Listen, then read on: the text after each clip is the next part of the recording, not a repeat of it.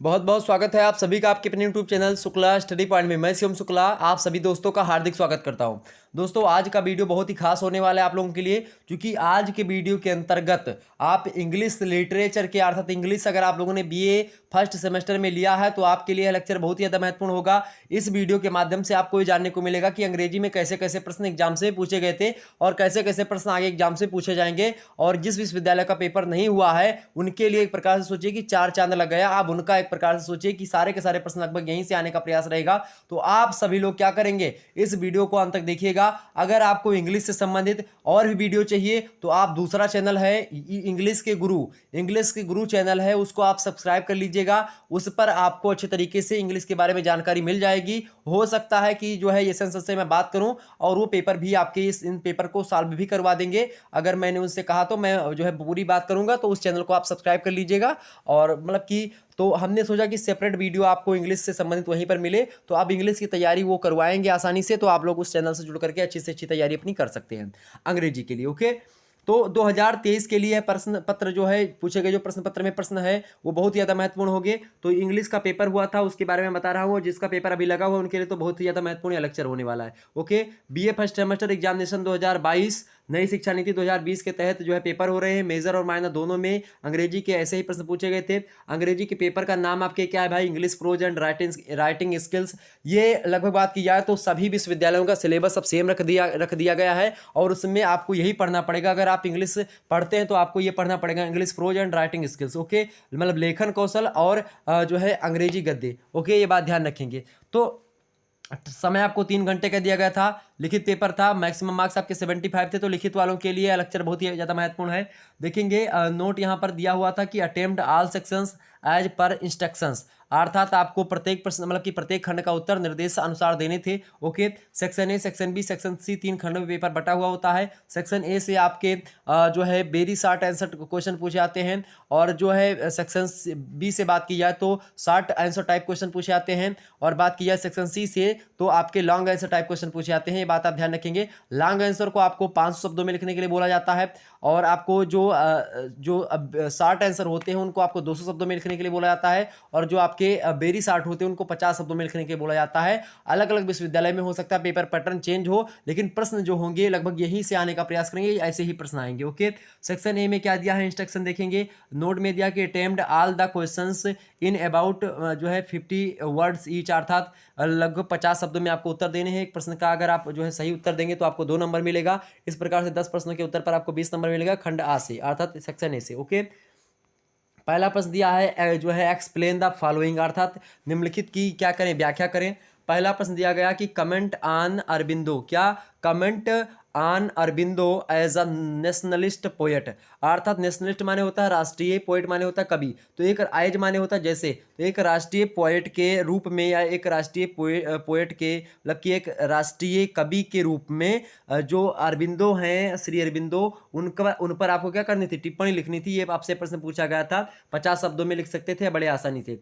अगला प्रश्न था comment on Tagore's poetic style, अर्थात जो है टिप्पणी करनी किसके ऊपर, तो टैगोर्स के पोएटिक स्टाइल अर्थात उनके काव्य शैली पर आपको टिप्पणी लिखनी थी 50 शब्दों में। वहीं अगला प्रश्न आपसे पूछा गया व्हाट इज प्लॉट, प्लॉट माने क्या होता है भाई, प्लॉट जो है एक प्रकार से प्लॉट ही होता है। उसके ये पूछा गया था कि प्लॉट आखिरकार है क्या। ओके, इसको लेकर के जो है आप आसानी से तैयारी जो है इंग्लिश के गुरु चैनल पर कर सकते हैं, उसमें आपको पूरा डिटेल नॉलेज दी जाएगी। ओके, आगे देखते हैं भाई। अगला प्रश्न चौथा नंबर की what are the major differences between an autobiography and a memoir, मतलब मेमर वाले क्या होता है भाई, एक प्रकार से जैसे मेमोरियल एक प्रकार से जिसको कहते हैं, तो उसी का एक प्रकार से ये एक उसी से बना हुआ शब्द है। कहने का मतलब ये है कि ये जिस प्रकार से हिंदी में एक विधा होती है आपके संस्मरण, उसी प्रकार से ये होता है अंग्रेजी में। तो ऑटोबायोग्राफी अर्थात आत्मकथा और इसका मतलब संस्मरण। तो संस्मरण और आत्मकथा में क्या अंतर होता है, क्या मुख्य अंतर है, उसी के बारे में आपको मेजर डिफरेंसेस के बारे में बताना था। अगला प्रश्न 5वां नंबर था कि व्हाट इज पर्सनल एस्से, अर्थात व्यक्तिगत निबंध क्या है। व्यक्तिगत निबंधों के बारे में आपसे प्रश्न पूछा गया था। व्यक्तिगत निबंध कई प्रकार के होते हैं, मतलब कि व्यक्तिगत निबंधों में भी कई प्रकार के निबंध होते हैं और निबंध की शैली कई प्रकार की लिखी जाती है। हालांकि इस पर चर्चा कर लिया जाए किसी दिन। अगला प्रश्न आपके समक्ष 6वां नंबर प्रश्न क्या है, 6वां नंबर प्रश्न है कि व्हाट इज जो है kinesthetic imagery give at least an example, कहने का मतलब ये गतिज प्रतिबिंब, इमेजरी जो है एक प्रकार से जो होती है वो गतिज जो इमेजरी होती है, अर्थात जिसमें थोड़ी सी गति हो, तो उस प्रकार का जो प्रतिबिंब होता है वो क्या होता है। और कम से कम एक उदाहरण देकर के आप गिव एट लास्ट मतलब एट लीस्ट एन एग्जाम्पल, मतलब एक आध उदाहरण आपको कम से कम देने हैं। ओके, वहीं अगला प्रश्न आपसे पूछा गया था कि व्हाट इज रिज्यूम। रिज्यूम क्या होता है? रिज्यूम माने होता है दृष्टिकोण। क्या होता है रिज्यूम माने भाई? रिज्यूम जो बना करके आप देखते हैं कि किसी पर आपको मतलब कि प्रेजेंटेशन करना हुआ, कहीं पर आपको नौकरी में जाना हुआ, तो आप पहले रिज्यूम बनाते हैं, तो ये चीज़ ब्यौरा।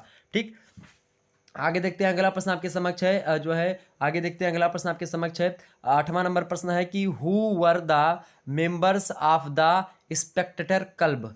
ठीक है, कहने का मतलब यह प्रश्न क्या है, इसका मतलब इसका क्या है भाई कि who were the members of Spectator club, मतलब जो है स्पेक्टेटर क्लब का एक प्रकार से बात किया तो मेंबर कौन था, यह आपसे पूछा गया था। ओके, अगला प्रश्न आपसे पूछा गया था 9वां नंबर प्रश्न है कि comment on the narrator of the story under the banyan tree, अर्थात जो है जो नरेटर हैं कौन है भाई? नरेटर माने कि जो लेखन है, जिसने लिखा है इसको अंडर द बनियान ट्री नामक जो है स्टोरी को, तो उसके नरेटर जो हैं उन पर टिप्पणी करने के लिए प्रश्न पूछा गया था। ठीक है, तो comment on the narrator of the story under the banyan tree. Okay, अगला प्रश्न आपसे पूछा गया 10वां नंबर कि व्हाट इज पावर मतलब कि point of view. Point of view माने होता है दृष्टिकोण, तो दृष्टिकोण क्या है ये आपसे प्रश्न पूछा गया था। वही सेक्शन बी में हम प्रवेश करते हैं। सेक्शन बी में बात की है तो जो है इसमें व्याख्या वगैरह जो है रेफरेंस कॉन्टेक्स्ट ये सभी पूछे आते हैं, एक्सप्लेनेशंस। ओके, नोट में देखेंगे answer any 5 questions in about 200 words each, मतलब प्रत्येक प्रश्न का उत्तर आपको देना है, मतलब कि केवल 5 प्रश्न के उत्तर देने हैं, प्रत्येक प्रश्न का उत्तर आपको 200 शब्दों में लिखना है। ओके, लगभग और लगभग, और 5 प्रश्न होंगे, एक प्रश्न का उत्तर आपको लिखेंगे तो 7 नंबर आपको मिलेंगे, बात ध्यान रखेंगे। दूसरा प्रश्न इसमें देखेंगे, मतलब कि पहला प्रश्न लघु उत्तरीय का और दूसरा प्रश्न जो है पूरी की पूरी पर्चे का पेपर का। प्रश्न क्या है भाई कि explain the following lines with reference to context, मतलब कहने का मतलब ये है कि जो है आपको एक्सप्लेन करना है किसको, जो नीचे दिया गया स्टैंजा है उसके बारे में आपको लिखना है, जो लाइंस दी गई हैं उन लाइंस का आपको रेफरेंस देना है, अर्थात संदर्भ लिखना है, और उसका एक प्रकार से क्या लिखना है भाई, संदर्भ लिखना है, प्रसंग लिखना है, और उसके बाद में आपको एक्सप्लेनेशन भी करना है। ओके, अब देखते हैं क्या लिखा हुआ है। लिखा है कि we are nothing less than nothing and dreams we are only what might have been and must wait upon the tedious source, मतलब कि source of Lethe millions of age before we have existence and a name, ये दिया था आपको। अब ये सब आप देखिएगा किसका है। ठीक है, अगला प्रश्न 3रा नंबर प्रश्न पूछा गया था आपसे कि explain the following lines with reference to context, और ये दूसरा स्टेंज आपको दिया गया था भाई कि some books are to be tasted, others to be swallowed and some few to be मतलब कि केप्ड एंड डिगेस्टेड। ओके, तो ये आपको दिया गया था। वहीं आगे बात की जाए, अगला प्रश्न 4था नंबर दिया गया था, तो 2 प्रश्न आपको एक्सप्लेनेशन को लेकर के दिए गए थे। वहीं अगला प्रश्न आपको दिया गया था कि write a note on Charles Lamb as a मतलब कि रोमांटिक जो है एसेइस्ट, मतलब एक रोमांटिक जो है निबंधकार के रूप में चार्ल्स लैम्ब के बारे में एक नोट लिखें। ओके, अगला प्रश्न पूछा गया था 5वां नंबर की व्हाट आ कमेंटरी, क्या व्हाट आ कमेंटरी मतलब कि सॉरी राइट व्हाट बोल दिया, क्या write a commentary on R K Narayan's जो है इनकी जो एक प्रकार से जो यमाई लियू है, मतलब कि जो है माई लियू, तो इसके बारे में आपको क्या करना है भाई, एक कमेंट्री लिखनी है, मतलब कि एक टिप्पणी लिखनी है। ओके, आर के नारायण की जो ये रचना है उसके बाद में, मतलब कि उनकी रचना बोला, तो इनकी जो ये माई लियू है उसके बारे में आपको लिखना है।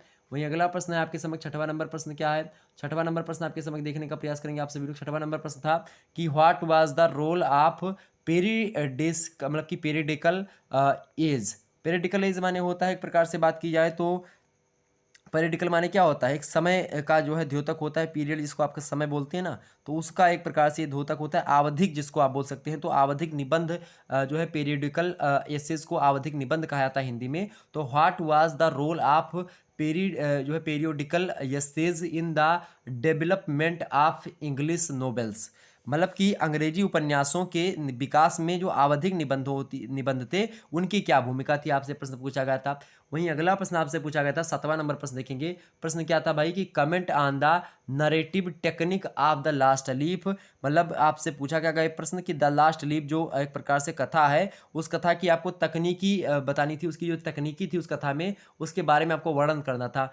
वहीं अगला प्रश्न आपसे पूछा गया था 8वां नंबर कि make a proper format of an जो है इंक्वायरी लेटर। प्रश्न क्या है भाई कि make a proper format of an inquiry letter, अर्थात प्रश्न क्या है कि पूछताछ जो पत्र होता है, जो इंक्वायरी लेटर होता है, उसका उचित जो है प्रारूप कैसे बनाया जा सकता है, उसका उचित प्रारूप वाला प्रॉपर फॉर्मेट कैसे बनाया जा सकता है। वहीं अगला प्रश्न आपके समझ 9वां नंबर प्रश्न है कि write a note on prose style of Francis Bacon. तो फ्रांसिस बेकन के बारे में आपसे प्रश्न पूछा गया कि फ्रांसिस बेकन की गद्य शैली पर एक टिप्पणी लिखिए। ओके, अब सेक्शन सी में हम प्रवेश करते हैं। सेक्शन सी में जो है 4 प्रश्न आपको दिए जाएंगे, उनमें से 2 प्रश्न आपको करने के लिए बोलेगा। नोट यहाँ पर देखेंगे, answer any 2 questions in about 500 words. Okay, ये बात ध्यान रखेंगे। एक प्रश्न का उत्तर अगर आप करेंगे सही तो आपको 10 नंबर मिलेंगे, 2 प्रश्न के आप उत्तर कर दें। ओके, पहला प्रश्न आपको दिया गया था इसमें दीर्घ उत्तरीय का कि right an essay on the जो है एलिमेंट्स ऑफ शॉर्ट स्टोरीज। क्या प्रश्न क्या था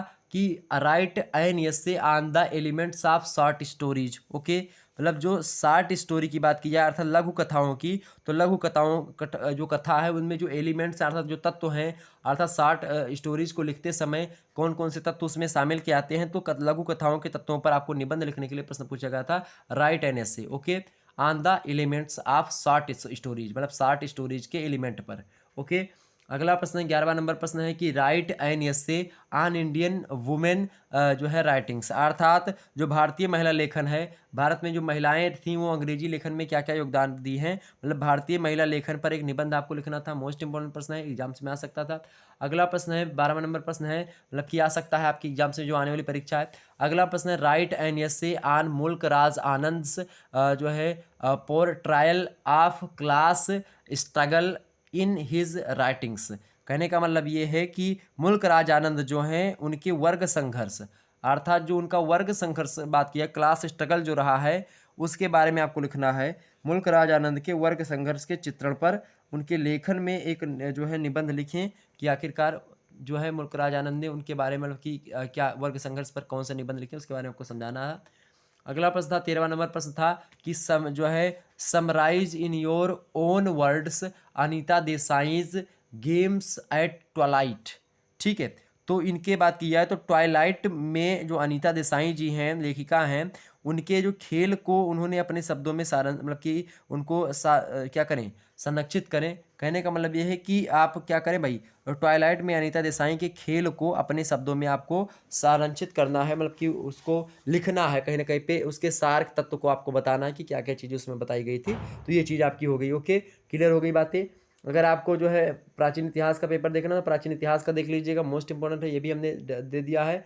और आप जो है मध्यकालीन इतिहास का तो आप लोग देख ही रहे होंगे, ये लेक्चर बहुत ही महत्वपूर्ण है, इसको भी देख लीजिएगा। सोशियोलॉजी का भी पेपर हमने दे दिया है, तो आपका मध्यकालीन इतिहास वाला भी देख लीजिएगा, इसमें तमाम सारे मॉडल पेपर में बहुत सारे प्रश्न के उत्तर बताए गए हैं। और ये वीडियो भी देख लीजिए, सोशियोलॉजी वाला बहुत महत्वपूर्ण है। ओके, मिलते हैं फिर नेक्स्ट वीडियो में, तब तक के लिए जय हिंद जय भारत। आप सभी का बहुत बहुत धन्यवाद। और आपको बता दूं कि ये सारे के सारे जो प्रश्न इसमें बताए जाएंगे मध्यकालीन इतिहास में, वो भी आपके एग्जाम पॉइंट ऑफ व्यू से बहुत ही ज़्यादा महत्वपूर्ण होंगे। और जो है सोशियोलॉजी में भी बहुत सारे इंपॉर्टेंट क्वेश्चंस होंगे, बहुत ही ज़्यादा महत्वपूर्ण होंगे। ओके।